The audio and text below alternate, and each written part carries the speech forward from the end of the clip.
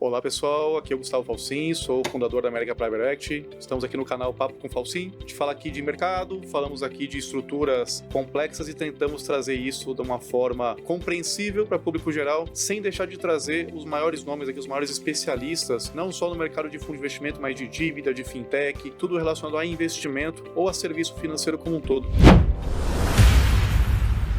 Hoje estou aqui com o meu convidado, Samuel Dimbarri, grande mestre da área do direito, com experiência aí incrível, tanto com advocacia, aí é uma coisa bem diferente e super importante, mas também com a administração fiduciária, né? Fomos até concorrentes por um certo tempo, e em algum momento o Samuel saiu ali da área da administração e foi advogar, de fato, né? Viu ali um nicho e saiu para escritório, e eu saí de uma casa, tive ali algumas aventuras, até o pessoal que conhece já, montei a América, estou aí há 3 anos, contando também com esse monstro aqui da área do direito como um apoio. Primeiramente, bem-vindo. Fala um pouquinho aí de ti, fala um pouquinho aí do que foi a trajetória até chegar a sócio do Fialdini e vamos em frente. Obrigado pelo convite, um prazer estar aqui, conversar com você, conversar com a sua audiência, contar um pouco mais como foi essa experiência aí de passar tanto por escritórios quanto por administradores e ter essa alegria de poder, ao mesmo tempo ali, concomitantemente com que eu saí do Pinheiro Neto e montei a área de mercado de capitais no outro escritório, ter você ali na mesma jornada, empreendendo do seu lado aí, montando a América Private Equity, e acho que foi uma parceria que deu muito sucesso nesses últimos... São as boas coincidências da vida, nesses últimos anos aí, cara, que um prazer a gente se reencontrar agora, numa posição em que a gente conseguia ter sinergia e fazer as coisas em conjunto, e acho que a gente tem feito muitos casos de muito sucesso aí, e é sempre um prazer bater um papo com você, e agora gravado para a tua audiência poder compartilhar um pouco dessa ideia, né? A gente sempre troca aí com você, então parabéns por essa iniciativa, super legal o podcast, primeiro episódio lá com concorrência aí, mas foi ótimo o episódio, cara, acho que prazer, o Timoré também é um ótimo advogado, muito conhecido, e cara, prazer poder estar aqui mesmo com a tua audiência, e como você falou, acho que é muito legal essa experiência que eu pude ter aqui de, apesar de estar atuando já há bastante tempo como advogado, saindo do Matos Filho eu fui ser o jurídico e trabalhar e virei o head do jurídico de negócios ali da Finaxis, que era uma administradora muito grande de FDIC. Ainda né? Na época ainda é uma administradora grande de FDIC, acho que hoje não tão relevante quanto era na época que eu estava lá, infelizmente, mas uma administradora que fez muitas coisas muito interessantes aí no mercado e eu aprendi muito sobre FDIC, sobre como que funciona o dia a dia de uma administradora de fundos, os desafios que isso tem, como que é essa dinâmica por dentro. E acho que isso, tendo o feedback que eu tenho hoje dos meus clientes, é um diferencial muito grande. Acho que, infelizmente, até a gente tem poucos sócios e poucos escritórios que tem tanta gente com essa bagagem de ter passado na cozinha ali de uma administração de fundos para poder entender um pouco mais como que é o problema de uma ótica geral, né? Às vezes a gente, advogado, tende a ficar muito na nossa raia aqui de, olha, isso aqui é um risco jurídico, tentando defender um ou outro interesse, mas acho que a administração fiduciária e a posição que a regulamentação coloca o administrador é algo muito importante, porque ele é o gatekeeper dessa estrutura, né? Hoje até mudou um pouco, eu tenho certeza que a gente vai acabar chegando nesse assunto aqui, de falar um pouco de 175 e o que foi essa mudança toda, mas coloca o administrador numa posição em que ele tem que olhar e zelar por interesse de todo mundo. É o próprio interesse, lógico, de se resguardar aqui de riscos que podem afetar a continuidade da atividade dele, mas tem que zelar pelo interesse do investidor, tem que zelar pelo interesse e pelo cumprimento das obrigações dos outros prestadores de serviços dos fundos. Então é uma posição que, quando o advogado, quando o estruturador, ou até mesmo quando o investidor não dão tanta atenção, pode ser algo que é prejudicial para a estrutura como um todo, né? Então, acho que fez, de fato, muita diferença na minha visão aqui de voltar depois para escritório, poder passar no CP, ter no Pinheiro Neto e agora lá no Fialdini Advogados, essa experiência de olhar e ter uma visão macro, 360 aqui de onde é que pode ter um buraco escondido aqui no meio do caminho, como que eu faço uma convergência de interesses entre investidor, entre gestor, entre consultor e entre todo mundo que está aqui dentro dessa estrutura e dou autonomia para o administrador poder fazer o que a regra exige que ele faça mesmo, né? E isso ajuda muito nas estruturações, no dia a dia, na dinâmica, na forma com que essas estruturações vão acontecendo. E até pegando um gancho, até a sua experiência, quando você também foi administrador e você saiu, eu acho que quando você tem essa passagem, você acaba dando mais valor, que o mercado usualmente dá a figura do administrador, como ele é parceiro, muitas das vezes do gestor, ou como ele, de fato, ele vai ali pedir uma opinião sincera, profissional ali pro escritório que o assessora, e aí, em muitos casos, a gente tem para cada fundo você tem um grupo, né, de gestor, advogados e pessoas ali envolvidas, e muitas das vezes você vê gestora que olha ainda o administrador como alguém que está ali para cagar regra, para fazer a operação andar, ou coisa do tipo, quando na verdade tem equipes ali, não só do administrador, mas dos advogados deles, né, o pessoal que assessora ele juridicamente, falando, olha, o melhor caminho não é esse, é aquele, porque tem esses riscos, ou tem essas possibilidades de acontecerem aqui, e que se isso acontecer, não é só você, o gestor acaba também se prejudicando, porque ele que tomou a decisão, né, do investimento. Então, eu costumava ouvir muito lá meus tempos de BRL, o pessoal falando muito que você está travando a operação, quando na verdade a pessoa não cumpria ali uma série de requisitos do que era a norma anterior, e até a oportunidade legal. O que era, vamos lá, mudou, a 175 ela mudou muita coisa, mudou até conceito que até hoje tem muito gestor que não está com isso vívido assim no seu dia a dia. A gente tinha muita corresponsabilidade do administrador antes, em tudo que acontecia, né? Se um meteoro caía, o administrador era corresponsável. Potencialmente responsável. E hoje, com a 175, isso, a norma veio para mudar, para dar a cada um o seu papel, dar protagonismo também e até autonomia para o gestor. Mas como que ficou essa autonomia? Vamos pensar no mundo de FDIC. Como que era e como que ficou agora, Samuca? Eu acho que um ponto muito interessante. Acho que a CVM, ao longo dos últimos anos, e aqui acho que louvar o esforço da CVM, tem sofrido bastante até com faturamento. Aí acho que a CVM fatura bastante, o orçamento da CVM acaba sendo bastante restrito frente ao faturamento que a própria CVM tem. Mas fazer um elogio também para as áreas técnicas da CVM. Pô, eu participei muito dessa discussão aqui de todo o que foi a regra da 175, principalmente nesse mundo do FDIC, por estar na administrador na época, com o Bruno Gomes, com todo o pessoal da CVM. No Piro Neto a gente participou bastante disso. Eu também tive bem envolvido nessa frente aqui de discutir todas essas questões e esse reequilíbrio que se fazia muito necessário, claramente. Sim. Porque você, enquanto administrador, e esse ponto que você colocou aqui de, olha, às vezes o mercado, o grupo de gestor, investidor e quem está de fato estruturando a operação, via o administrador como alguém que estava travando a operação aqui por uma questão operacional, por um problema, por uma dificuldade até de implementar aquilo que o próprio gestor e o investidor gostariam de fazer, mas que na prática, no dia a dia, não era viável, né? Então, muitas das discussões que a gente vê, às vezes, entre administrador, gestor e os outros prestadores de serviço da estrutura aqui olha, a gente entendeu a estrutura, a gente entendeu o propósito, mas a gente tem que estruturar isso de uma forma em que seja seguro para todo mundo, que ninguém assuma um risco desnecessário e que no dia seguinte à estruturação, depois que o dinheiro entrar e o fundo de fato vai começar a atuar, que ele seja sustentável, que a operação seja segura para todo mundo e que ela corra sem nenhum empecilho e um problema operacional. Às vezes, os advogados e até o investidor mesmo ali não tem tanta visibilidade de como que funciona o dia a dia do fundo depois que ele é estruturado. Participam, às vezes, muito da estruturação. Que não teve a vivência na ADM, né? Exatamente. Daí acho que é difícil entender que, olha, o desafio operacional e o trabalho mesmo começa, não é na estruturação, é depois. Né? O dia a dia do fundo que tem um valor muito... Não é ele que dá a primeira operação, né? Muito grande, exatamente. Para mim, o trabalho acaba quando a gente faz a estruturação e eu fico ali, às vezes, só acompanhando, monitorando, fazendo algum ajuste de reestruturação.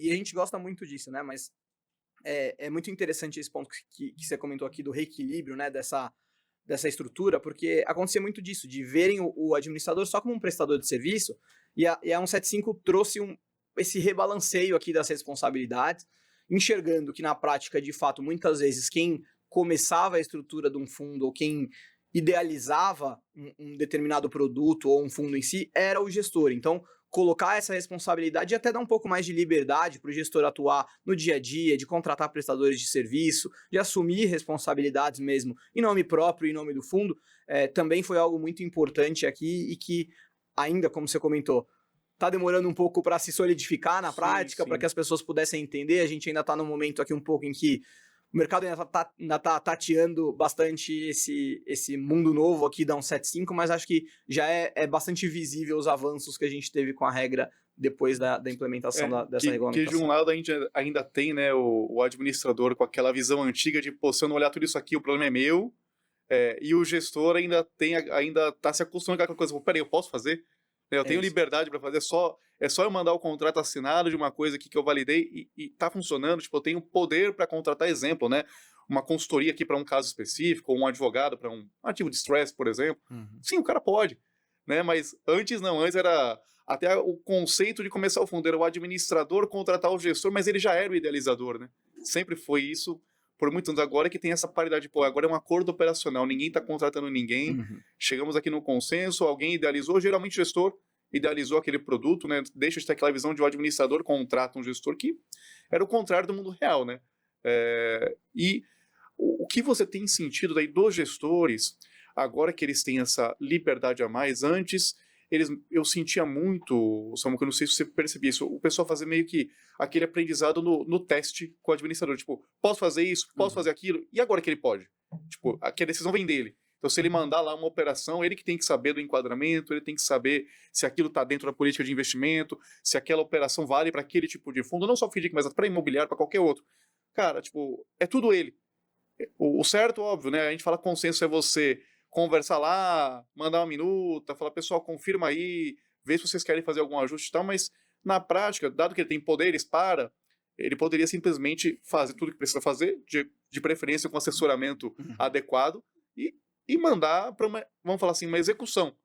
Né? Seria uma coisa muito mais livre hoje, né, se a gente seguisse ao pé da letra. O pessoal já segue isso, tipo, quando te aciona já tem esse não, mindset. Exatamente. Não. Acho que é até engraçado pensar sobre isso, porque fica muito claro assim, a questão do apetite de risco do gestor. Tá? Você vê o gestor que topa mais, talvez, risco em outras situações, em outras estruturas e tudo mais, e ele já está mais confortável em, olha, a regra colocou essa atribuição para mim, isso é uma responsabilidade minha, então eu vou fazer. E daí ele só quer alinhar com o administrador.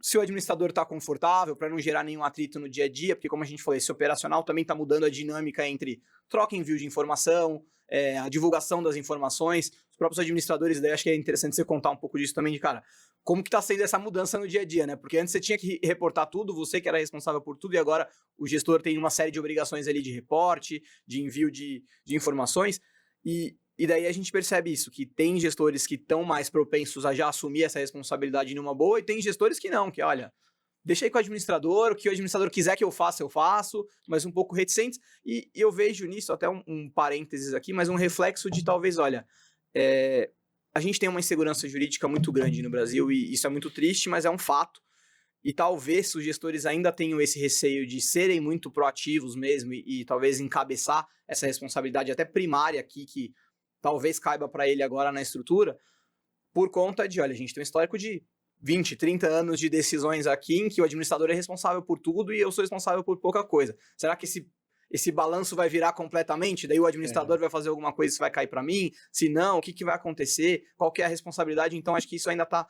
uma zona um pouco nebulosa, porque a gente ainda não tem histórico de problemas que já viraram decisões administrativas na CVM aqui, até depois da regra por ser tão recente também, né? E lá na casa a gente tem literalmente os dois tipos de gestor, né? Aquele que até que você assine o contrato junto de contratação de alguém, coisa que não cabe, na verdade, né? Porque, poxa, ele pode contratar ali serviços como um todo que estejam no rol lá de encargos do fundo, que sejam para exercer, por exemplo, a atividade mesmo de gestão, que sejam inerentes a um investimento, por exemplo, que teve um leilão, então o cara tem que contratar corretora. Pô, cara, tu toca.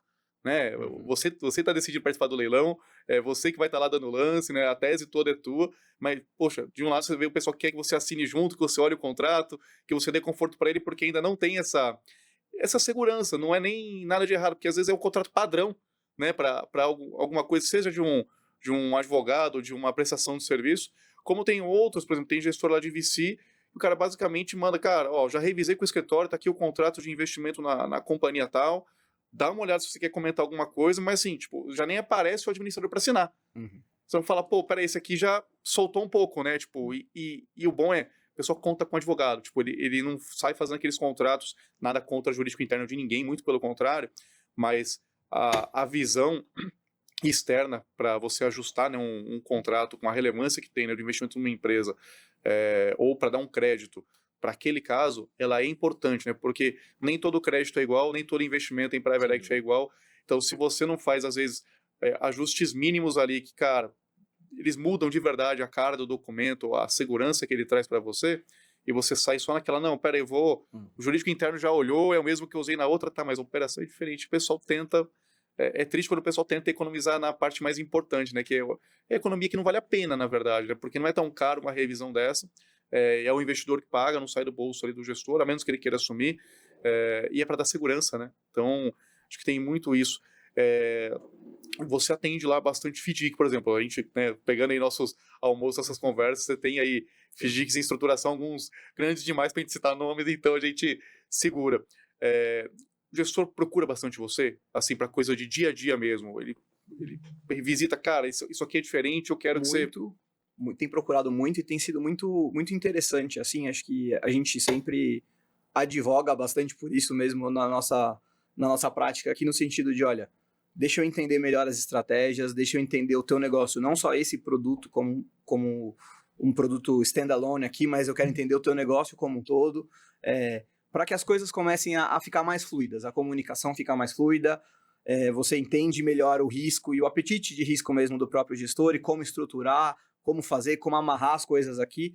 Então, na nossa prática, assim, quanto mais a gente tem contato no dia a dia com os gestores, com os estruturadores, com o investidor, melhor é o processo em si, né? Acho que a própria estruturação, muitas vezes a gente tem cronogramas muito apertados aqui, um timing Sempre, muito né? delicado para colocar, e quanto mais a gente conhece do investidor e do entorno dele ali, mais fácil mais célere, menos dolorido é esse processo aqui de colocar as coisas de pé muito rápido, e a gente tem tido bastante felicidade com isso, e até fazendo um gancho importante aqui, né, às vezes aparecem muitos casos pra gente de, olha, o gestor está estruturando, o investidor está aqui, está tudo certo, e o cara quer deixar o administrador para entrar lá na rodada no final do processo. Sign, né? Vai mandar a primeira minuta do regulamento que já está combinada com todo mundo lá 1 semana, 2 semanas antes da liquidação para o administrador. E a gente sempre luta muito contra isso, no sentido de, olha, é muito importante você ouvir o administrador, porque o operacional da operação é muito sensível, porque você precisa entender quais são os desafios, você precisa escolher um administrador. O SLA do cara também, né? Exato. Independente da casa que seja, cada uma tem o seu SLA. A sua forma de trabalhar, né? E nisso daí, como você coloca ali o papel do administrador, falando para fundo em geral, às vezes até a gente saindo, extrapolando FIP, FDIC, não que você... você faz tudo, na verdade, né? A América como um todo hoje só faz FIP, no passado eu já fiz de tudo. Agora com o 75, o que você falaria para o público geral entender? Porque uma coisa é a gente de mercado, a gente falar, cara, para uma asset, a gente falar para a gente autônomo, um pessoal que, por vivência, acaba sabendo um pouquinho mais a diferença do papel de cada um. Como que você explicaria para uma pessoa, vamos falar assim, leiga, nessas especificidades como um todo, cara, o que é a caixinha, o que é o papel do administrador, o que ele vai fazer de bom para o investidor, e gestor, que é a outra ponta, e no caso de FDIC, que tem consultor também, fundo imobiliário também, que tem uma consultoria ali à parte, ainda além do gestor, o que é o papel de cada um para a galera, sim, ficar claro e falar, pô, peraí, precisa de toda essa turma aí para cobrar taxa? Que no final, né, o pessoal só olha a taxa de administração, não quer saber o que todo mundo está fazendo. Acho que às vezes os investidores se preocupam muito com isso, o custo e para que a gente tem todos esses prestadores de serviço aqui na estrutura e qual que é a função de cada um deles. Acho que a função do administrador é uma função muito importante. Acho que, felizmente, esse reequilíbrio institucional aqui entre gestor e administrador, na minha visão, reforça a posição do administrador aqui, de fato, de ser o gatekeeper da estrutura. Ele assim, acho que brinco muito aqui porque é difícil definir exatamente essas posições, mas gestor e administrador têm posições híbridas. Eu gosto de fazer analogia com o próprio condomínio aqui de imóveis, porque um fundo é um condomínio de natureza especial, mas ele tem funções híbridas aqui entre um síndico, um zelador e um porteiro, né? E daí cada um aqui puxa algumas funções e algumas atribuições de cada uma dessas coisas aqui, e a gente não consegue falar, não, o gestor é o síndico, ou o administrador é o síndico, porque na verdade o administrador toma diversas decisões sobre o dia a dia do fundo e ele é responsável por diversas coisas, tanto quanto um síndico mas no dia a dia, sem dúvida nenhuma, a principal função que um administrador de fundo tem aqui é uma zeladoria sobre tudo que está acontecendo dentro do fundo, se os prestadores de serviço contratados pelo fundo estão fazendo o serviço deles, ele ainda é obrigado a fiscalizar. Se tem algum problema, então acho que talvez a função preponderante do administrador aqui hoje seja essa de zelar aqui pelo interesse do fundo, e acho que isso é um ponto relevante, mas agora o gestor também tem um pouco de função disso aqui, sobre os prestadores que ele contrata, ele tem um peso um pouco maior nesse dia a dia, mas o gestor ele é responsável por escolher aonde os ativos são alocados. Sobre isso o administrador não tem muito dizer aqui sobre a política de investimento, se está de acordo ou não, essa é uma responsabilidade específica do gestor. O administrador só tem a capacidade de ver se, olha, a política está sendo cumprida, o que a gente está fazendo aqui está de acordo com a política, e se a gente está principalmente, acho que esse é um peso que a CVM tem dado muito também, para os prestadores de serviço, está muito clara a preocupação da CVM, a mudança do ofício conjunto que saiu na semana passada ali sobre portal de transparência da Anbima, de divulgação de fundo, foi um avanço muito grande nesse sentido de transparência, de centralizar várias informações do fundo num lugar só.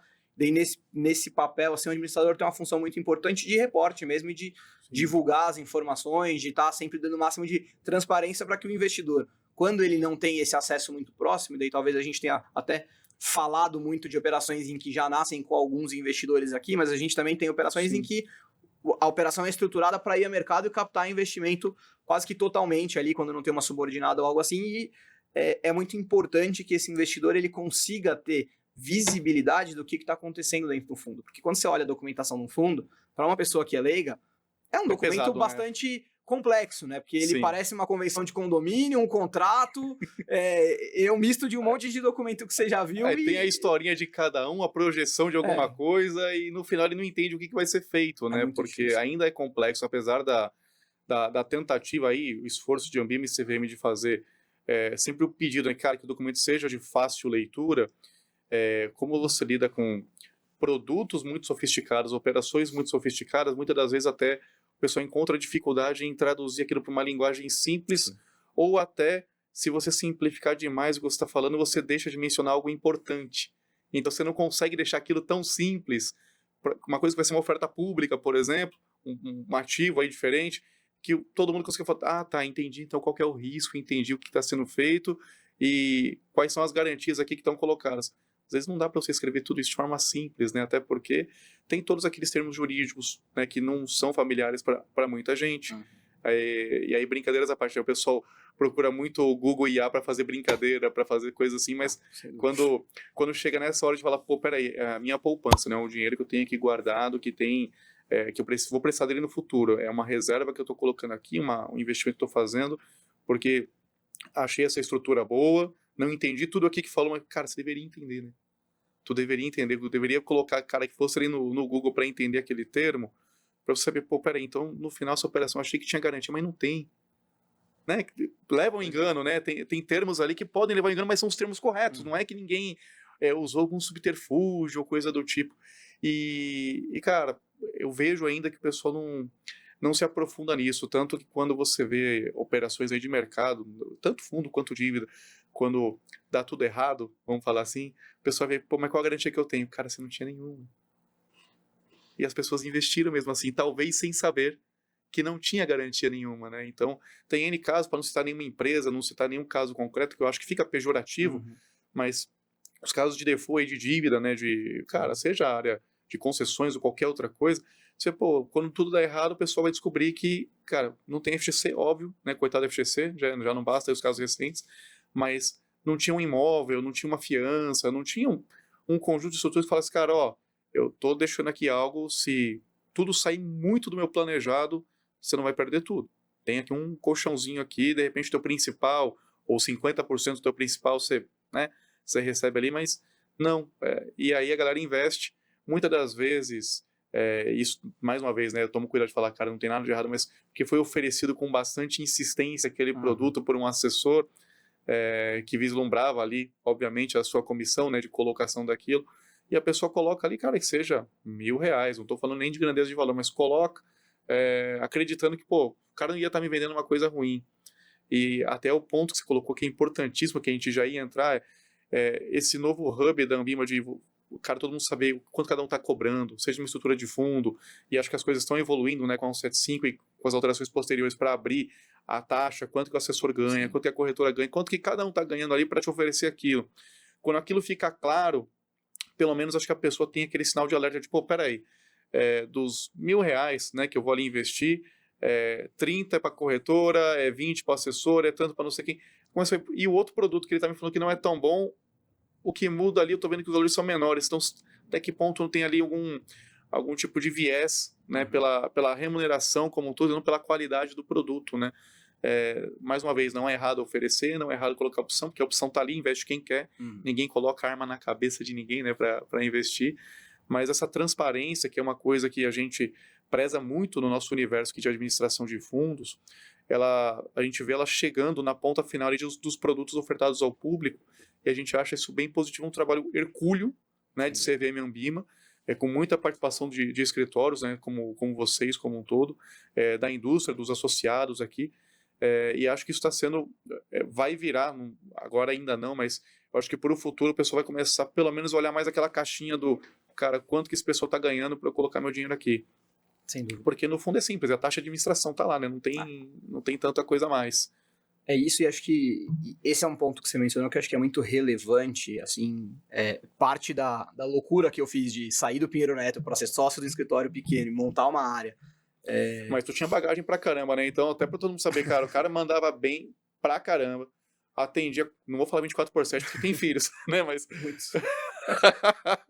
mas cara, respondia, o time como um todo, né? Tinha um time muito parrudo lá, né, cara? E respondia muito rápido. Então, acho que a coragem, primeiro, que a gente gosta aí de convidar o pessoal que tem essa ousadia e essa autoanálise de falar, poxa, cara, olha o quanto de coisa que eu estou criando de valor aqui para o investidor final, para a empresa que eu estou, essa decisão de empreender, de você sair para um escritório, não do mesmo porte, né? Não vou falar, acho que falar menor, não é o termo correto, mas que não tem a mesma estrutura ali. E, cara, você é o cara que vai montar a área de mercado de capitais.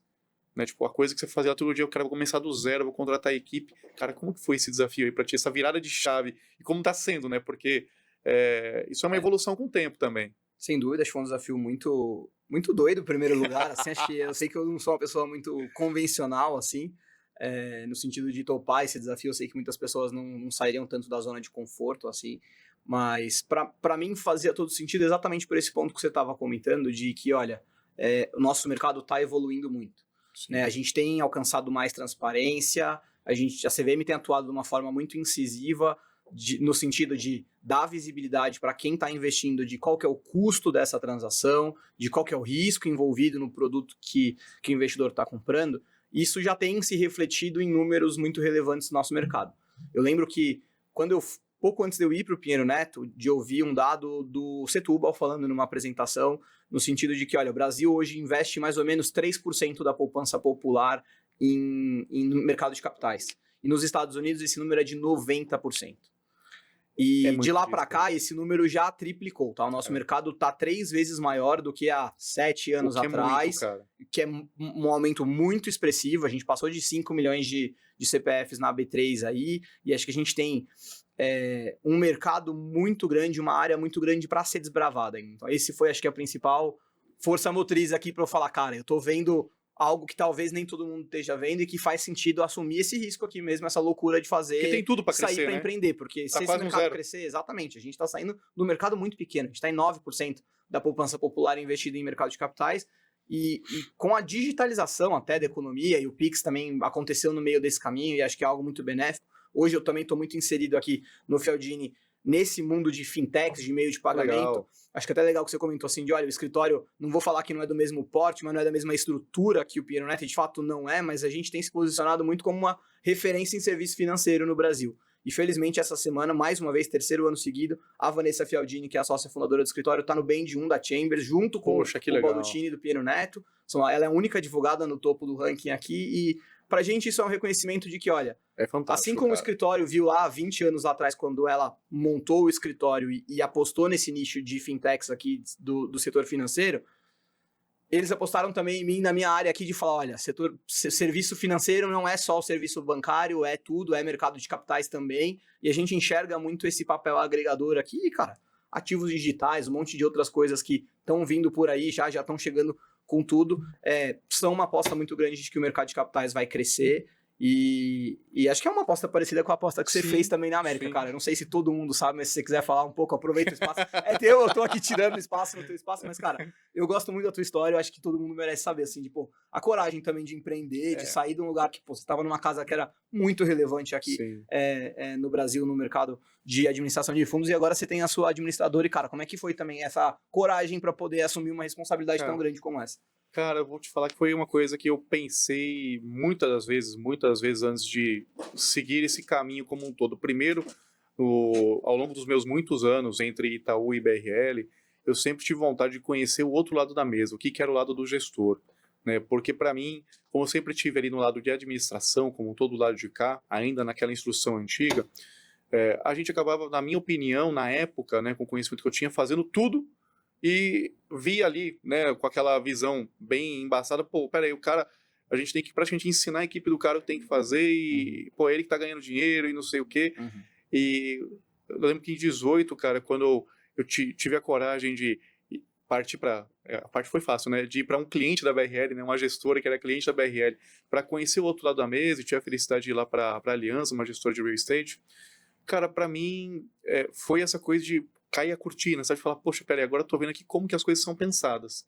E aí você, de fato, vê como que o produto é pensado, se o teste de viabilidade que ele é feito ali, muito antes de chegar ao conhecimento do administrador. Cara, quantas reuniões não Quanta tem, coisa tem, né? quanta coisa acontece até chegar ali, quase tudo pronto pro administrador. Lógico, cara, fazer o papel dele de revisitar os documentos, de ver tudo aquilo. Mas eu não tinha essa visão. E quando eu dei esse passo de ir para a Aliança, de ver aquilo tudo, eu falei, cara, agora eu tô entendendo o que é o todo.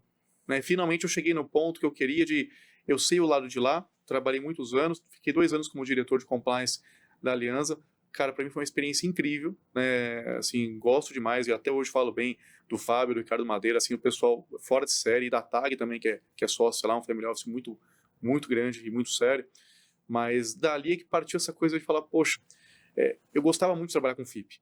Né? Lá na BRL, cara, de ficar atendendo aquele monte de gringo que ficava ligando lá para montar fundo e os M&As que aconteciam, participar daquelas operações, né, de valores gigantescos, cara, eu achava aquilo muito bacana. E aí, dado ponto, depois de 2 anos da Aliança, eu comecei a estruturar o projeto da América como um todo e falei, cara, tipo, eu não vou ficar me arrependendo o tempo inteiro por uma coisa de não ter tentado, até porque se nada desse certo, você tem mercado para voltar, né? Assim, você consegue se realocar, você fala, cara, dá um passinho para trás, de boa, e vou tentar. E ali a ideia foi, poxa, tanto cliente do meu tempo de BRL que falava, cara, quando eu comecei a cogitar, eu falei, galera começou a falar, cara, monta que vai dar certo. Vou te falar que foram as palavras mais encorajadoras, foram dos ex-clientes mesmo, da outra casa, que alguns deles vieram, de fato, né, comigo, ao longo do tempo, mas me deram muita força para dar esse passo, porque dar esse passo no vazio, sem você saber, poxa, vou montar, seria como se você não tivesse cliente nenhum, montar um escritório aqui, cara, ó, botar uma placa, vou fazer um anúncio. Não, eu tive essa força, esse apoio moral, pelo menos de, Gustavo, se tu montar, eu vou montar fundo lá, pode ir que, cara, você eu conheço e tudo mais. E vou te falar que no meio, o empreender é muita incerteza, né? Acho que só quem vive isso, quem dá a cara para entender isso daí, porque você fala, pô, montei aqui a equipe, já tem uma conta para pagar, já tem aluguel para pagar, já tive que comprar equipamento, cara, só gastei. E agora fundo. Preciso agora começar a chegar fundo, né? Pra começar a ajudar a pagar essa conta aqui, né? Porque graças a Deus tinha um dinheiro guardado, mas você fala, pô, agora tem que começar a vir as coisas. Mas veio. E aí, coisas que a gente registra aí, gratidão aos advogados que, cara, nos indicaram para operações, teve coisas que deram certo, que não, e aí incluo você, incluo a Marines do CP, o Augusto Frigo, lá do Frigo e Fels, que indicaram clientes, o Bernardo do Abrão Advogados, que foi ex-Mato Filho, acho que foi até teu colega lá, mas o pessoal que, cara, que acabei conhecendo durante esse processo, mas que sabiam do histórico, sabiam do meu nome, pessoas que, cara, muitas vezes eu falei e não lembrava, teu caso, pelo menos eu lembrava, mas teve pessoas que eu falei, eu nem lembrava delas, e o pessoal, não, Gustavo, cara, tô te indicando fulano de tal aqui, fala com ele, porque ele quer montar uma estrutura, fala, poxa, é meio, você começa até a pensar, cara, é um acaso para dar certo, mas depende de muita coisa que você fez no passado, né? Não dá para você chegar ali com 22 anos de idade, me formei na faculdade, tirei o CGA, pronto, abri uma gestora, vou montar uma administradora. Cara, não é bem assim, porque até você, Samuel, para você, vamos lá, acho que para você dar esse passo, cara, você já tinha ali muito cliente que fala, cara, olha, se tu mudar daqui para lá, você só me fala qual é o CNPJ para onde eu vou pagar. Porque vai ser a mesma coisa, assim, porque é uma relação que é confiança. Não tem como não ser, porque uma vez que eu faço uma estruturação de fundo com você e você fala, Gustavo, ó, toma cuidado com esse detalhe aqui, porque em tal cenário, isso daqui é uma responsabilidade tua. Cara, no final, a gente aqui na administração, e acho que o gestor deveria ter essa visão também, agora que é algo novo para ele, mas tem que ter essa visão, cara, o advogado, ele tá ali para te evitar muito problema. Não só para você, como para os investidores, mas te afastar muito o risco, né? E acho que para o administrador isso já era mais comum, né? Pelo histórico nosso, né, de regulamentação. Sim. E até deixo aí aberto, cara, ó, falar com esse cara aqui, acho que vocês falariam bem, porque as estruturas, às vezes, às vezes tem má fé na outra ponta e a gente não identifica, né? Falando do gestor que está alocando dinheiro em dívida, em alguma coisa, às vezes, do outro lado, o pessoal tem gente contratada e fala, cara, me acha aqui uma vírgula para, se acontecer tal coisa, isso aqui virar discutível, né? Não ser tão preto no branco. E tem. A gente não pode ser inocente e achar que não.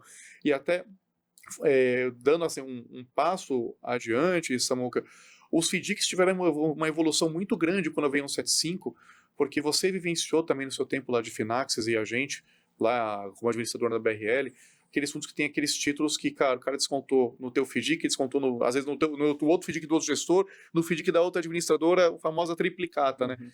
E com os avanços que vieram da norma, obrigatoriedade de registro e tudo mais, acho que isso está sendo bastante mitigado, não vou falar nunca eliminado, porque a criatividade de quem quer fazer algo errado... O brasileiro é impressionante. É impressionante.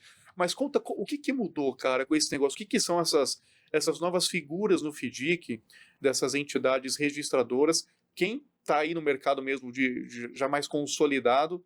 E como que funciona agora esse mecanismo desses fundos que antecipam, principalmente o pessoal que antecipa a duplicata, antecipa o borderô aí das empresas que precisam de capital de giro para financiar?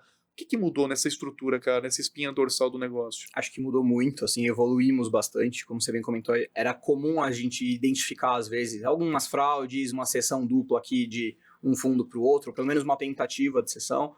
Lá na Finaxis, na época, a gente tinha até, dentro do nosso cercadinho ali, a gente conseguia identificar quando o cara queria fazer isso e não deixar isso acontecer, mas se o fundo estava em outra administradora, por exemplo, não tem o que fazer. É impossível saber e era algo que acontecia muito no mercado. Você vê que o cara que estava na má fé, ele já sabia como que ele podia fazer e isso acontecia, volta e meia a gente era surpreendido com esse tipo de operação. O pessoal até aprendeu que não podia fazer na mesma administradora. Exato, que o pessoal começou a pegar, sabia, né? Com quem que ele podia fazer o fundo, era um no gestor, o outro no outro, e assim, felizmente o mercado de FDIC também evoluiu muito, os gestores, até por meio da Anfidic, uma atuação muito coesa e muito intencional ali da Anfidic, sempre se conversando, identificando um pouco quem que era aquele cedente, principalmente nesse mundo de multicedente, multisacado, onde isso era muito comum, aquele cedente que era maçã podre, que às vezes fazia uma operação ali e outra lá, que gerava problemas intencionalmente para os fundos e isso acabava tentando ser resolvido de alguma forma ali mais institucional entre os fundos, assim, de blacklist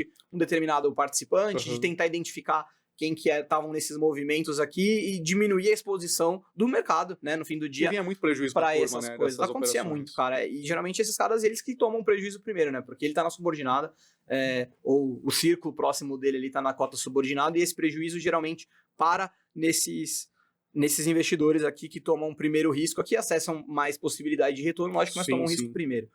E essa evolução teve uma preocupação muito grande do mercado em termos de o que isso vai representar em termos de custo, em questão de dificuldade operacional, qual vai ser, no fim do dia, o custo-benefício disso aqui. E acho que o mercado, felizmente, a CVM veio com uma exigência de que os ativos de um FDIC têm que ser registrados, principalmente se eles forem passíveis de registro ali, hoje em dia praticamente todos já o são, e isso trouxe, de fato, muita segurança para o mercado de FDIC. Não atuo tão dentro da administração como eu atuava na época, mas o feedback que a gente tem hoje dos gestores é de que isso de fato melhorou muito. Lógico, aumentou um pouco mais o custo, então tanto o custo para o investidor ficou um pouco menos atrativo, talvez, e para captação na ponta, principalmente o crédito, acabou ficando mais caro, mas é algo que, enfim, acho que o mercado se adaptou bem e tende a ter um processo que acho que no futuro, e acho que é parte do que a gente está passando agora, né? Em novembro agora começou o prazo para as instituições financeiras se adequarem e começarem a emitir, por exemplo, duplicata escritural, que é algo que até março do ano que vem já tem que estar implementado, o prazo é esse, e eu acho que isso mostra uma tendência, quando a gente começa a olhar como um todo a economia, de digitalização mesmo do negócio, né? A gente falou do Pix, tem Open Finance, tem essa questão da duplicata escritural, tem a questão dos registros mesmo dos ativos no fundo.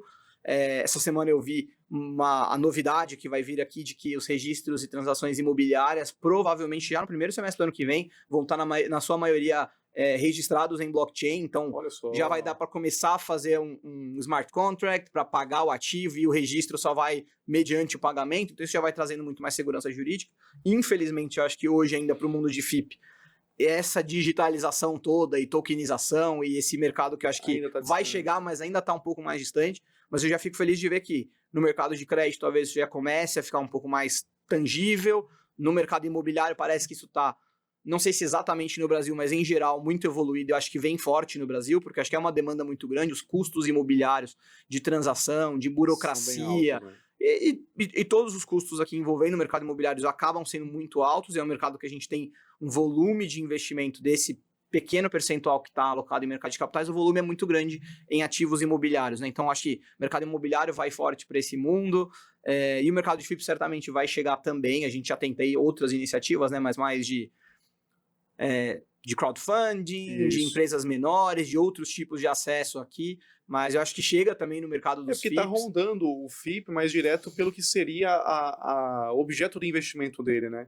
Até o crowdfunding, a gente brinca, cara, uma empresa que faz uma captação por crowdfunding, ela elimina, entre aspas, um FIP de ser montado para fazer aquilo e ter um gestor representando os investidores diminui o custo para quem está investindo, na verdade. Né? Diminui o custo, só que também quem colocou o dinheiro na outra ponta não tem a governança. Não tem a governança. Né? Então, essa é uma dificuldade. Você tem ali uma relação mais fraca, se não tem alguém lá dentro da empresa ou batendo lá cartão na empresa, falando com diretoria, até exercendo o seu direito de representante dos credores. Não tem o zelador, né? Ali, né? Não tem o gatekeeper olhando para você e protegendo o seu interesse de investidor na estrutura. E né? mais uma vez, ninguém está falando que a estrutura não é boa, né? Não é isso, mas para a empresa pequena ela não cabe dentro de um FIP, então isso é fato. Então resolve o problema de cheques muito menores que não estão, né, no radar dos investidores, dos gestores aí de private equity como um todo.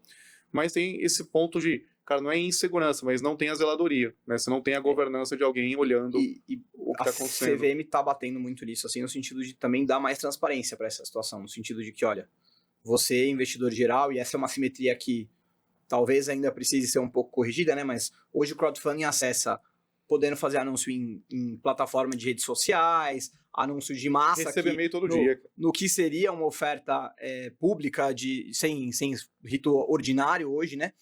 Na 160, a plataforma de crowdfunding já pode fazer isso, e muitas vezes as ofertas são estruturadas de um jeito em que não dá visibilidade para o investidor do risco que ele está correndo pelo fato de não ter um gestor, um administrador e tudo mais. As plataformas têm alguma responsabilidade, mas isso é muito discrepante das funções de um administrador de um FIP, por exemplo. Né? Então, a gente também atua com algumas plataformas lá, e a nossa preocupação é sempre essa, de falar, olha, você precisa dar transparência para o teu investidor de que não é a mesma coisa dele comprar uma cota de um FIP ou dele comprar uma ação de companhia aberta.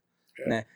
Isso precisa estar embutido no preço do negócio aqui. Acho que e o marketing que é colocado, falo pelas coisas que eu recebo bastante, acho que todo mundo, né, quando você se cadastra em uns canais que tem essas plataformas, cara, vem umas ofertas ali de investimento de todo tipo, cara, e assim, vem com marketing assim, piscando, né, aquela coisa bem chamativa agressivo, mesmo. às vezes. Né? Bem agressivo. E, na minha opinião, como um todo, cara, todo esse mercado de fundos, há mais tempo, nunca trabalhei direto ali na emissão de dívida, mas vem pouco disclosure de risco, vem pouca informação para a pessoa compreender, cara, você não está virando um sócio minoritário daquela empresa, simplesmente. Eu tenho, cara, empresa que eu investi via crowdfunding, conheço o dono, etc, e tal, conheço o projeto, conhecia muito para topar entrar nisso daí. Mas o que eu vejo muita gente achando que, cara, olha, por meio disso daqui, posso colocar R$5.000 e vou ser sócio da empresa. Tá, cara, faz isso 100 vezes, você vai ser sócio de um monte de coisa e daqui a pouco você é sócio também na hora que o problema veio, né? Dependendo do instrumento. Não tem muita gente para te defender, né? Acho que a gente já tem alguns casos que a gente está atuando com algumas plataformas lá no escritório, de casos que deram problema, infelizmente, porque acho que todos os mercados problema vai dar. Né, todo o setor. E a atuação de fato é mais difícil, porque daí você direto com o investidor, a plataforma não tem essa função aqui de intermediário que um administrador tem, por exemplo, e acho que uma das assimetrias que eu comentei na regra que está em consulta pública agora ainda na CVM, da reforma da 88, já tem uma previsão ali específica de que, por exemplo, securitizadoras vão poder fazer ofertas de valores menores via plataforma de crowdfunding. E uma coisa que eu ouvi de alguns administradores foi, por que eu também não posso? Se eu conseguir num custo menor, ou numa operação específica aqui, fazer algum fundo, por que a plataforma pode fazer isso e um administrador que já tem uma estrutura e que já tem uma experiência muito longa aqui de zelar pelo interesse do investidor, por que ele não pode fazer isso? Né? Então, é um dos pontos aí que acho que está em discussão da regra, talvez fosse algo interessante para a CVM avaliar e, enfim, acho que felizmente, acho que voltando no ponto do registro ali, a gente tem tido boas iniciativas do regulador no sentido de dar mais segurança jurídica para o mercado. A gente falou da infelicidade que é a insegurança jurídica que a gente tem no Brasil hoje, mas a CVM tem caminhado muito no sentido de dar o máximo de transparência e de solidez para todos os produtos do mercado de capitais, para que eles se difundam de verdade, principalmente nessa nova economia digital que a gente tem aí, né? Então acho que é algo muito interessante. Tanto que é quase um recorde no que a gente viu nos últimos 5 anos de quantidade de coisa nova, né? Quantidade de normativo novo, a mudança da antiga instrução CVM para a resolução 75 e todas as alterações posteriores. Consulta pública veio de tudo quanto é tipo de fundo, veio de FDIC, veio de FIP, né, que está aí rodando, veio crowdfunding, tokenização, né, que também é um tema que está forte, e até investimento de fundo financeiro também em criptoativo direto, né, que é uma coisa aí que, pô, teve algumas assets que bombaram, né, do dia para a noite, que é um pessoal que já era desse movimento de cripto, etc e tal, e isso também entrou, né, agora no novo código da Anbima, o mais recente, o que é basicamente, para quem não sabe, né, a Anbima ela tem ali os seus códigos para os associados ou para os aderentes, um manualzinho de boas práticas. Isso aqui, você tem esse tipo de ativo, você vai comprar crédito privado, seja aqui para um fundo multimercado, olha, o ideal é que você tenha, cara, um rating bacana daquela empresa, seja de baixo risco de crédito, a operação seja registrada numa clearing, tem ali, né, um step by step para todo mundo seguir um padrão parecido como um todo. E voltando ali, quando a gente fala o mercado de FDIC, para mim acho que foi a maior revolução, na verdade, com a registradora, porque o que antes era impossível de pegar, agora torna possível, mas também tem as suas evoluções, né? Eu lembro que a gente começou a falar e aquela operação de FDIC que antecipa cartão de crédito, né, e tudo mais, antecipa os tickets lá de cartão de crédito, aquelas milhares, dezenas de milhares, isso já existia, faziam lá pela CIP, né, tudo bem, só que como todo ativo registrado, você deveria poder fazer um secundário.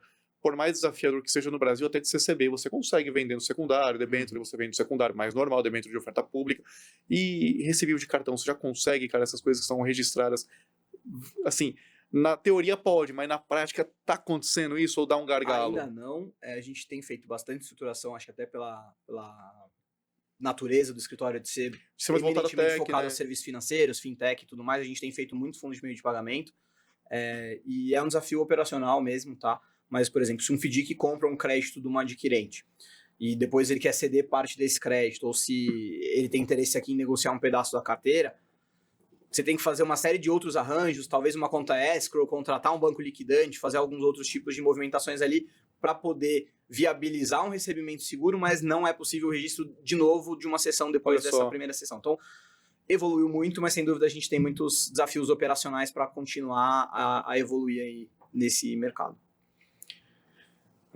Que mais que eu queria abordar aqui? Nos FDICs como um todo, que acho que é a operação que tem um grande quantitativo, né, de transações de crédito. Na segurança que vem ali, falando aí de administradores fiduciários e gestores, tá? O quanto dessa segurança para o investidor final ela vem do jurídico e o quanto é tecnologia. Porque lá no passado eu brinco que a gente não tinha tecnologia nenhuma, era tudo papel e acontecia mesmo assim o FDIC, né? Bambu arame, assim. Mas com tanta evolução tecnológica, opinião tua, alguns players meio que, mais uma vez, nunca citando nomes, estão mais confiando na tecnologia e menos no jurídico, ou o pessoal continua mantendo o jurídico como um grande bastião, porque lá no final, na hora de executar uma dívida, não adianta você ter tecnologia. Você tem que ter um contrato bem feito, né? Você tem que ter um combinado bem documentado. Acho que é um ponto muito relevante, Gustavo, e assim, é uma preocupação, porque de fato a tecnologia ela potencializa as coisas. E quando o que era bambu com arame lá atrás não estava tão bem amarrado, muito bom. Cara, isso potencializa um problema, né? Quando você fez um negócio e ele estava meio mal feito ali, você potencializou isso por meio da tecnologia, você pode estar potencializando um problema e lá na frente talvez você tenha uma carteira gigantesca, bem formalizada, mas que você não consegue executar por alguns problemas ali dentro do título ou no processo de cessão, por algumas outras questões. Então, é muito importante, a gente viu, sem dúvida, que a tecnologia ganhou uma preponderância muito grande, não à toa que os principais administradores de FDIC e até de fundos imobiliários e tudo mais são quase empresas tech, não são menos um viés de administração aqui e mais empresas de tecnologia, mas é muito importante que o jurídico esteja muito bem amarrado aqui nesse processo. E a gente atua muito com essas SCDs, com os bancarizadores, com os próprios gestores, no sentido de, olha, vamos fazer o contrato de cessão state of the art para você aqui, ele é maravilhoso, ele vai funcionar, mas como é que é o seu operacional? Como que você formaliza o termo de cessão? Como que é o dia a dia dessa operação? porteira para dentro aqui, porque quando a gente está colocando no contrato e falando que as coisas vão funcionar de uma determinada forma, tá ótimo também. E acho que é muito importante o jurídico estar muito alinhado de entender esse operacional. A gente sempre participa assim de calls operacionais entre administrador e gestor, porque às vezes eu tô ali, eu tô ouvindo o cara falar uma coisa e eu vou falar, não, mas peraí, isso Tem aqui ruído não, aí, né? não é o que eu tô falando no contrato. No contrato você tá falando que você faz isso aqui. Se você não faz, ele não faz, quem que vai fazer? Então. Então, é muito importante. E mesmo com players grandes, né? Mesmo Muitas com das players vezes. muito Porque o volume grandes. acaba tomando a Exatamente. atenção da turma, né? Então, precisa estar muito alinhado às coisas. Assim, acho que a tecnologia e o operacional dos fundos está mudando muito rápido. Por conta dessa digitalização, por conta de todos esses processos de mudança da economia que tem acontecido aqui, isso tem sido muito célere. Mas a gente tem que ter certeza de que é sólido também, que as coisas estão acontecendo do jeito certo e que está claro para todo mundo quem está fazendo o que nessa estrutura. Porque o dia que a gente tiver um problema, você tem que ser capaz de auditar, de verificar, de entender, olha, qual foi o problema, por que isso aqui aconteceu, como que isso não acontece de novo, né? Então, é muito importante que o jurídico também esteja envolvido sempre nisso, seja o jurídico interno, seja Ou um externo. externo. E nesse assunto, a gente também tem no FDIC o tal do consultor de crédito, que é um originador, né? E muitas das vezes ele também assume o papel de agente de cobrança ali para o gestor, de cobrar aquele direito de crédito. Mas agora na 175 o gestor ficou responsável pelo lastro, né? De conferir se de fato aquela duplicata existe, se um produto foi entregue e ter toda a diligência sobre aquilo, que assim como o administrador fazia, pode até contratar empresas de auditoria, empresas especializadas para fazer essa conferência, mas agora a responsabilidade toda é dele. Até tem quem esteja contratando o próprio administrador, né, o próprio custodiante, para continuar fazendo. Como que você vê, falando aqui que quando a gente dá o crédito, o laço do crédito é tão core quanto a análise de crédito. E essa parte sendo terceirizada, você vê algum prejuízo em relação à análise do gestor, da equipe ele que pensou no crédito em si? Quando chega essa parte de, cara, validar os documentos que são lastro, tipo, jogar para qualquer terceiro, por mais competente que seja, não é deixar uma parte importante fora do teu escopo de atuação, de certa forma?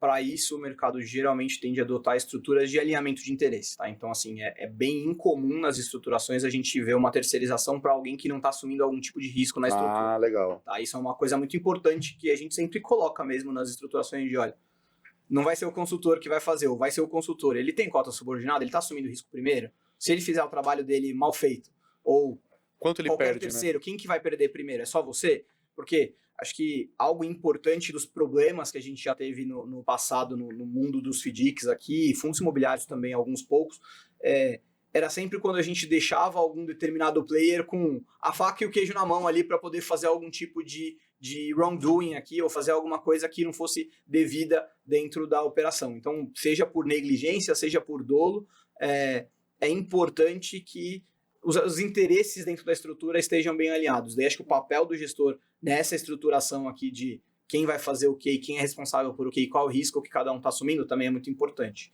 Porque senão esse pode ser um risco muito grande você contratar alguém que talvez não tenha tanta expertise, talvez não tenha tanto interesse, e o gestor tem que ter muita consciência de quem ele está contratando, porque senão agora esse risco passa a ser dele, né? E numa dessa é legal que o gestor, de repente, se ele terceiriza, que ele tenha também posição na subordinada, por exemplo, né? Porque ele tenha, de fato, preocupação em escolher alguém de muita capacidade, que não é errado terceirizar, para deixar bem claro, mas você tem que garantir a entrega, tem que garantir o delivery daquilo, né? Então, acho que um grande mecanismo para o investidor geral procurar é, cara, o investidor está na sub, ele também faz parte ali dos primeiros que perdem, naquela filinha seleta, né, dos primeiros que perdem, os que mais ganham quando tudo dá certo, mas também o primeiro que perde quando dá errado. Sem dúvida. Acho que essa é uma dica boa aqui para investidores, assim, principalmente agora que o FDIC pode ir para público em geral, se você investe em FDIC, você precisa ter certeza de qual é a estrutura do FDIC. Não é só a cota sênior que você está comprando, mas quem que é o cotista mezanino, quem que é o cotista subordinado. Não é só achar que a sênior está pagando bem, né?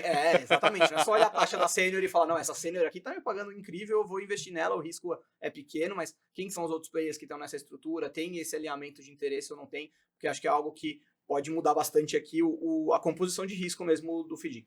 E até o movimento agora desse final de ano com mudanças tributárias, que a gente sempre tem aqui no Brasil alguma coisa para efeito retroativo e tudo mais, tem um movimento muito grande de empresários montando novas estruturas de fundo, seja de fundo de private equity como um todo, para tentar compensar um pouco a elevação de carga tributária que o pessoal está percebendo no futuro. E aí eu falo que mesmo fundos que o pessoal chamava de patrimoniais, e hoje a gente chama de não entidade de investimento. O pessoal está topando fazer porque está fazendo cálculo junto com o escritório de advocacia de que, cara, mesmo assim, nesse cenário eu ainda tenho aqui uma economia. E o pessoal está montando FDIC também. Né? Algumas empresas estão montando FDIC para estruturas até de financiamento de cadeia de fornecedores e tudo mais. Tem alguns que vão procurar direto por alguns gestores que veem aí algum anúncio e outros vão direto nos escritórios, até para a gente tentar dar um fechamento. Quando bate direto na porta de vocês, o que são as recomendações de vocês para os empresários, seja para montar a estrutura do fundo de private equity, ou aquela famosa estrutura que tem o FII, o FDIC e tudo mais, mas o empresário colocando a empresa dele no centro dessa estrutura de fundos, né? Pensando, cara, eu preciso melhorar minha governança, eu quero reduzir carga tributária, eu quero ter pouco risco, vou só financiar o meu grupo econômico ou financiar fornecedores. O que você poderia falar para eles a importância aí de não só escolher, lógico, uma correta assessoria jurídica, né? Porque tem aí inúmeros riscos atrelados a tudo isso e precisa de gente especializada, mas a escolha de prestadores de serviço. Fundamental, cara. Acho que primeiro ponto, quando a gente, às vezes, aparecem operações e a gente, felizmente, tem cada vez mais tido a capacidade de fato, originar operações também nos escritórios aqui, de levar para parceiros que a gente confia, que a gente sabe que são sérios. Sabe que faz certo, né? Como a gente já fez inúmeras operações aqui, a gente leva para gestores, a gente tenta casar o Dream Team aqui para poder atender o cliente da melhor forma. E é uma preocupação que a gente sempre tem quando, por exemplo, a gente se depara com algum cliente novo aqui que já está no estágio talvez mais avançado de estruturação de uma operação, ou já tem um fundo, é entender, cara, quem que é o seu parceiro? Quem que é o gestor que você colocou aqui? Quem que é o administrador? Porque é o que eu falei, no dia a dia da operação, é ali que você vai ou de fato ter sucesso naquele produto que você investiu tanto tempo, investiu tanto dinheiro, colocou uma relevância muito grande para conseguir estruturar ou não. Porque se o seu fundo não estiver rodando direito, se a administração não estiver fazendo o trabalho dela, se o gestor não estiver fazendo o trabalho dele, se todos esses prestadores de serviço envolvidos aqui na estrutura não forem prestadores que estão agregando de fato qualidade para o dia a dia do produto, talvez não valha a pena você ter o fundo. Então, é muito importante que você tenha essa estrutura muito sólida para não correr risco. Você falou muito bem dos FIPs aí, quando o FIP é entidade, quando o FIP não é entidade, a responsabilidade que você assume enquanto administrador, mas que o seu cliente, no final do dia, está assumindo aqui de como que esse fundo vai ser classificado, qual é a melhor estrutura, qual isso tem que estar muito alinhado ele entre todo mundo. Né? Então, é fundamental escolher prestadores de serviço de confiança mesmo para poder fazer um produto E aqui um recado que a gente sempre recomenda o pessoal procurar em escritório de advocacia, né, especializado em mercado, caso aqui do Samuel e também de tantos outros, que a gente fica sabendo de casos recentes, até compartilhei contigo, caso que a gente já viu lá, da pessoa que conheceu dentro de uma outra casa, indicaram um fulano de tal lá, que era gestor, e pô, o gestor, com a autonomia que ele tem hoje, ele faz o que ele quiser com o dinheiro se está dentro da política de investimento. Então não adianta você combinar, você empresário, combinar com o cara, olha, você só vai comprar ativos de emissão das empresas que relacionadas ao meu grupo econômico ou dos meus fornecedores que estão listados aqui num anexo, por exemplo, num documento ali do regulamento, por o administrador poder fiscalizar aquilo e falar, olha, a sua lista do que você pode fazer está aqui, porque se o regulamento está amplo, você fala para o cara comprar CDB, ele compra Bitcoin. Se a política for genérica, não adianta nada do seu combinado de gaveta ali. Não adianta combinar de gaveta, né? Então a gente ainda vê investidores maiores ou menores que caem nesse erro de, poxa, não colocar o advogado ali no meio, um advogado de mercado, para dar o norte do que vai ser aquilo ali, né? Então a gente, infelizmente, ainda vê casos, né, até de fraude, né, de gestores fazerem ali um mau uso, né, da caneta que ele tem, de alocar em uma política de investimentos que não tem nada a ver com a que foi combinada verbal, mas que era permitida na política do fundo. Então ele poderia sim fazer aquilo, e aí você vê casos aí de carteira de investimento com quase 100% de default. Não vou falar se foi acaso ou não, que não cabe, mas, cara, foi dentro da política de investimento.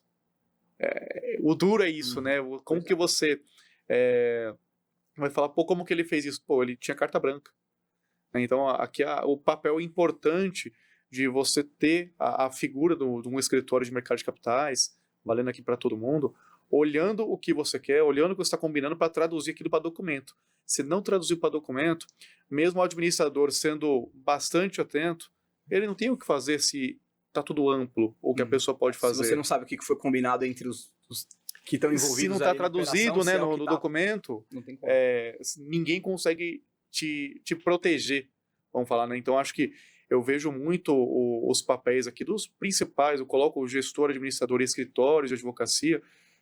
Essa turma tem que sentar toda junto e conversar, ainda mais fundo exclusivo de um grupo restrito de investidores. Desde o começo, do D0 ali tem que No estar todo mundo D0 na acho sala, que é estruturando o necessário, produto mesmo. primeiro para saber se tem ou não risco fiscal, para deixar a política de investimento muito bem alinhada, muito bem encaminhada, restrita no que achar que tem que estar, e aí vira uma coisa que, como no final quem paga a estruturação do fundo, porque tem o custo disso, né, de você rever inúmeros contratos, inúmeras opções, acaba sendo o cliente final, cara, que não faça direto de preferência com o gestor, faça questão de participar da conversa com o escritório, para colocar os seus medos, o que você não quer que faça, e tudo mais, porque acho que em todo o mercado tem o pessoal que se aproveita da boa fé, né? E aí, quando a gente não coloca as pessoas que estão ali na mesa para você desabafar e falar, olha, isso aqui eu só queria que fizesse isso desse fundo. Fala, pô, um fundo só fazer isso?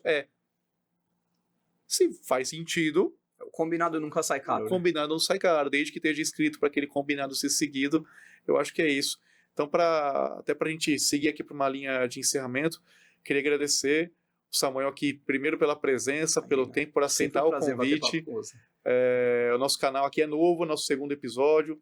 A gente está tentando produzir aqui conteúdo não só para o pessoal especialista de mercado de capitais, mas também para público geral, para entender um pouquinho mais de estrutura, tentando desbravar um pouquinho essas nomenclaturas técnicas, do pessoal ficar mais de olho em determinados itens. E a gente tem considerado aqui, para vários episódios, trazer os melhores players de advocacia aqui do mercado nacional. Samuel está aqui entre eles, a gente teve anteriormente aqui um representante também do Leitoso Timone, terão outros relevantes também para a gente falar de mercado, de segurança, de estrutura, de governança, e deixar aqui uns minutinhos finais, Samuel, para você falar assim, do que você lá está desbravando no escritório como mercado de capitais, até para o pessoal te procurar, para a gente marcar você lá, o pessoal procurar vocês e falar, cara, o que for esse assunto aqui, isso aqui é um cara que, cara, vocês podem confiar, o trabalho é excelente, já era no passado, só melhorou, né, com o avanço da carreira, né, com mais experiência.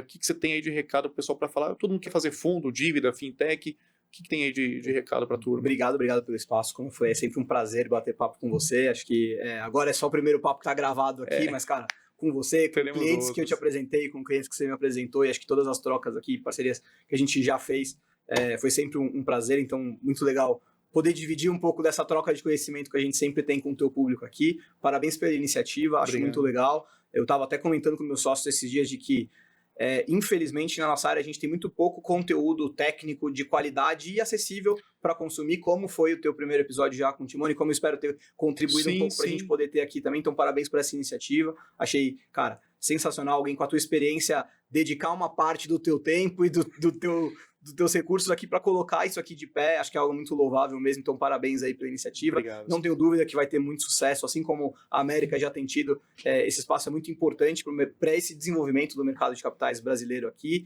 E lá no escritório a gente tem feito, eu brinco que a minha área é um pouco curva de rio, assim, né?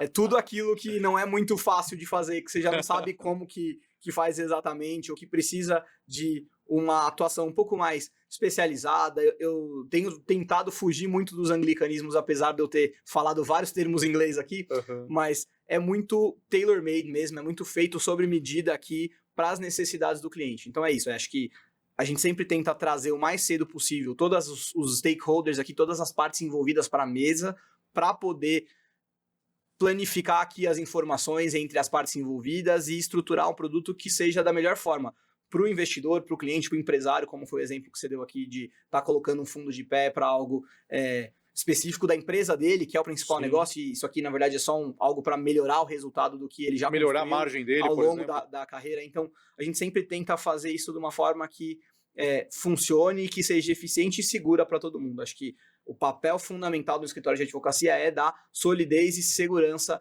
para aquilo que está sendo desenvolvido. Então, a gente sempre tenta fazer de uma forma muito inovadora. Felizmente, acho que hoje os meus sócios são uma referência nisso, como eu falei, em serviços financeiros, em fintech e aqui em inovação. O próprio sócio do escritório já montaram uma empresa, fizeram um exit de uma empresa lá no escritório. Quem tiver interesse pode buscar lá no site, a gente tem um pouco mais de informação sobre isso, mas é algo de fato assim muito interessante, e aliar essa inovação e esse DNA de inovação que eu sempre tive e que também encontrei nos meus sócios aqui, e que agregar isso à segurança jurídica e à solidez que um escritório de advocacia precisa falar. Então, isso gera muito valor para o cliente mesmo. Então, obrigado mais uma vez por esse espaço. É um prazer estar aqui e um prazer poder ajudá-los no que for possível aí. Obrigado, Samuel. Obrigado, pessoal, pela audiência. Obrigado por ter assistido até aqui.